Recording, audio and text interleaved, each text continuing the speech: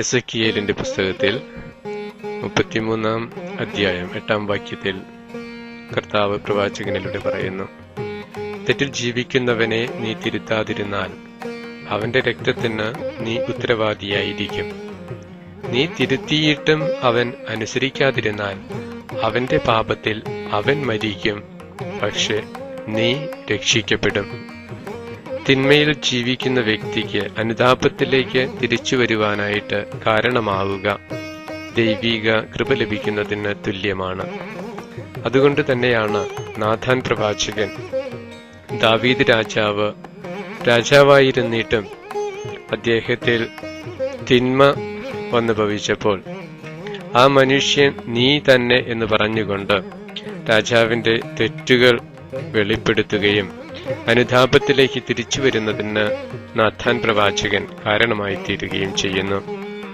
ഈ ഒരു ദൗത്യത്തിലേക്ക് തന്നെയാണ് ഇന്നത്തെ തിരുവചനത്തിലൂടെ ക്രിസ്തുനാഥൻ നമ്മെ ക്ഷണിക്കുന്നത്. തെറ്റ് ചെയ്യുന്ന വ്യക്തിയെ രഹസ്യമായി അവന്റെ തെറ്റുകൾ വെളിപ്പെടുത്തി കൊടുത്ത് അവനെ തിരുത്തുക, അങ്ങനെ അവനെ വീണ്ടെടുക്കുക. തെറ്റ് തിരുത്താതിരുന്നാൽ 2-3 പേരുടെ സാന്നിധ്യത്തിൽ വീണ്ടും അവന്റെ തെറ്റുകൾ അവന് വെളിവാക്കി കൊടുക്കുക. അതിനുശേഷം ക്രൈസ്തവ സമൂഹം മുഴുവൻ സാക്ഷിയായി അവന്റെ തെറ്റ് വെളിപ്പെടുത്തുക.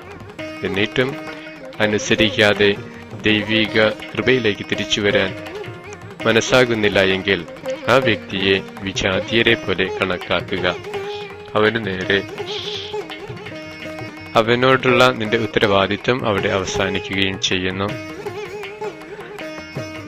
നിന്റെ സഹോദരനായ ആബേൽ എവിടെ എന്ന് ദൈവപിതാവ് കായനോട് ചോദിച്ചപ്പോൾ, എനിക്കറിയില്ല, ഞാനാണോ അവന്റെ കാവൽക്കാരൻ എന്ന മറുപടിയിലൂടെ തന്റെ ഉത്തരവാദിത്വത്തിൽ നിന്നും താൻ ചെയ്ത അകൃത്യത്തിൽ നിന്നും രക്ഷപ്പെടുവാനായിട്ട് ശ്രമിക്കുന്ന കായേലിനെ ഉൽപ്പത്തി പുസ്തകത്തിൽ നമുക്ക് കാണാൻ കഴിയും. എന്നാൽ സഹോദര രക്തം ഭൂമിയിൽ വീഴ്ത്തിയ നീ ഭൂമിയിൽ ശപിക്കപ്പെട്ടവനായിരിക്കും, എത്ര ശ്രമിച്ചാലും ഭൂമി നിനക്ക് ഫലം നൽകുകയില്ല എന്ന് പറഞ്ഞുകൊണ്ട് അവന്റെ അകൃത്യത്തിന്റെ ഭീകരത ദൈവം വെളിവാക്കി കൊടുക്കുന്നു. ഒരുപക്ഷെ രക്തച്ചൊരിച്ചിലില്ല എങ്കിലും ഇന്നും സമൂഹത്തിൽ സഹോദരന്റെ കാവൽക്കാരനാകുവാൻ വിസമ്മതിക്കുന്ന വ്യക്തികളായിത്തീരാം നാം ഓരോരുത്തരും.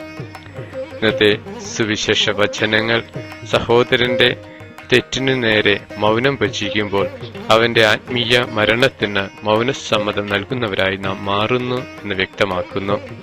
ക്രൈസ്തവ ജീവിതം ഉത്തരവാദിത്വം നിറഞ്ഞതാണ്. വിശുദ്ധിയിൽ ജീവിക്കുക മാത്രമല്ല, മറ്റുള്ളവരെ വിശുദ്ധിയിലേക്ക് നയിക്കുവാനുള്ള ഉത്തരവാദിത്വം കൂടി നമുക്കുണ്ട്. അതൊരു പക്ഷേ വ്യക്തികളാകാം, സമൂഹമാകാം, മാധ്യമങ്ങളാകാം, സാമൂഹ്യ തിന്മകളാകാം.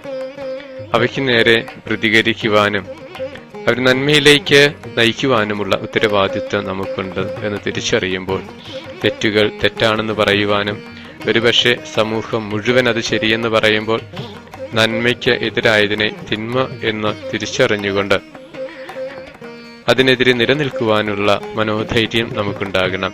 അപ്പോൾ സഹോദര ഹത്യയ്ക്ക് കൂട്ടുനിൽക്കാത്തതിനാൽ നാം അനുഗ്രഹീതരാകും, ഭൂമിയുടെ നല്ല ഫലങ്ങൾ അനുഭവിക്കുവാൻ യോഗ്യരുമാകും. ദിവ്യബലിയിൽ ഓസ്തിയിൽ വാഴുന്ന ക്രിസ്തുനാഥൻ നന്മ പുലർത്തുന്നതിന് നമ്മെ സഹായിക്കട്ടെ.